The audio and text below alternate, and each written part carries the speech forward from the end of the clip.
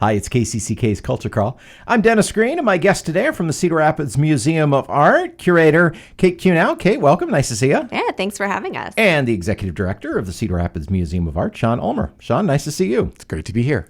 And you would not think that summer is an important, busy time for the art museum, but that is totally not the case because you've got a big summer promotion that you do every year. Yes, it's our free summer season's coming up, starting July 1st and running through September 4th.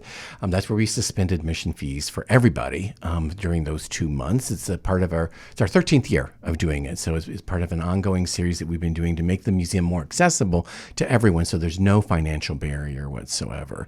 And we see a great surge of people coming in the building, people that we only see really kind of once a year, who are taking advantage of the remarkable opportunity. And it is normally our busiest season to begin with, but it's when people have more free time in the summer. So we thought, well, why not make it just even that much easier and drop the admission? And we have had four corporate sponsors that helped to underwrite the lost revenues by suspending admission. And they've been with us for some time now. They are Cedar Rapids Bank and Trust, Transamerica, True North, and UFG Insurance. And they've been partners with us for many, many years to suspend admission to make the whole of the museum, all 9 exhibitions that are on view at the museum, free to everyone through the months of July and August. Well, and if you go, then you'll get to see all 9 exhibitions, including the 2 temporary exhibitions which are up. And Kate, I was saying before we went on the air that a week or so ago, I had one of the younger members of the Lasansky family I talked to Diego for a little bit. Oh, wonderful. About the exhibit he's got over at Gilded Pear. And let me see, so Tomás and Charlie would be his aunt and uncle, I think. Correct, yes. Yeah. So our major summer exhibition is Tomás and Charlie Lasansky, looking at their work in unison and comparison, and it's the first exhibition of their work together, which is really exciting. Tomás, of course, is the son of Maurizio Lasansky, the legendary printmaker, and Charlie, his very talented wife. So we are thrilled to be able to show their work in tandem with each other. They both do similar work. There's a lot of famous people, a lot of family members, but they work in different media. Charlie is a really wonderful, expressive painter, and Tomás has really strong draftsman skills. So it's really fun to see how their work kind of contrasts and compares to each other. They both tend to work larger scale, too, so it's a really wonderful, exciting exhibition and great for the summer. There's a lot to see. Can you see influences of Maurizio in Tomás's work? I think you definitely can, both just in his subject matter. Maurizio also was really famous of well-known people. There's a lot of Einstein, and there's fellow artists. There's some Goya influence there. But also certainly in his draftsman skills. Tomás has amazing drawing skills, and his use of line is fantastic. So you can definitely see his father's influence. And what's the other exhibit? The other exhibition is Eve Drewelow, probably a little bit of a lesser-known name, but she was an Iowa native. She was born in New Hampton, Iowa in 1899. This exhibition is on loan to us from the School of Art and Art History at the University of Iowa. They were gifted the bulk of Eve's paintings and her ephemera in 1987. And so I chose the exhibition from their collection, which was really lovely. But she was an amazing painter, similar in time to Grant Wood and Marvin Cohn, and also dealt with regionalism in the early part of her career. So it's this series of really beautiful, colorful landscapes. She lived in Boulder, Colorado for the bulk of her career. So it's a bunch of really wonderful landscapes and figural pieces from the 1930s and the 1950s.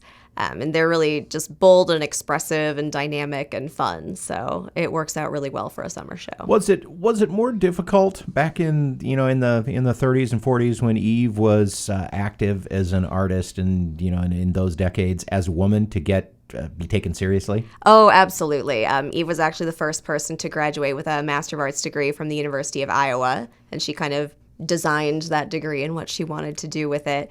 Her husband was the dean of the College of Arts and Sciences at UC Boulder, and she was, as the dean's wife, expected to take on a lot of unpaid labor and social occasions, and she was really resentful of that. And after an illness in 1940, she kind of retired from that part of her life and she was going to do art, and she made almost 1,000 pieces during her lifetime. So she was incredibly prolific and dedicated to her craft, but it took a lot of work on her part. I remember now reading about that and how scandalous it was that, she was not going to do the job associated with being the wife of the dean. She was going to do her own job. Yeah. And it's interesting that even today we see that reflected. It was big news when Jill Biden said, well, I'm going to keep working. And it was like, oh, really? You can do that? Yeah, being the wife of is still an unpaid profession for many women. And I think it's really cool when people just opt out of that and like, no, I've got my own thing going on. So this was an opportunity to get this get the Eve Drewelow exhibition. Now, was there a reason? Was it just timing, or was there another reason you have that going with the Lasansky? We thought it was a nice Iowa City summer moment to have because, of course, Eve did her degrees at the University of Iowa. The Lasansky family is very tied to Iowa City, so we thought it would be a nice Iowa City summer moment for us. Sean, as what's upcoming where the museum is concerned?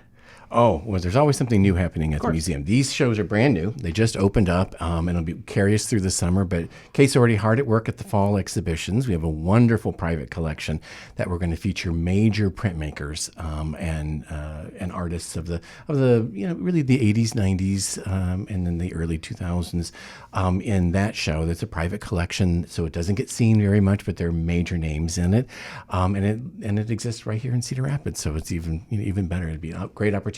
Things that we don't have in our own collection. So it'd be a nice opportunity for our regular people to see something different, and those who are coming in to see a superb private collection. That'll be up against a show that Kate is drawing together on surrealism and its legacy. And it's fascinating. We'll pull out some of our own surrealist works, but she has noticed that there is a surrealist trend in works subsequent to the sort of the core surrealist moment, and that surrealism is still very much alive today. And so she's going to cull through our collection and pull out things that she feels relates to this surrealistic vein.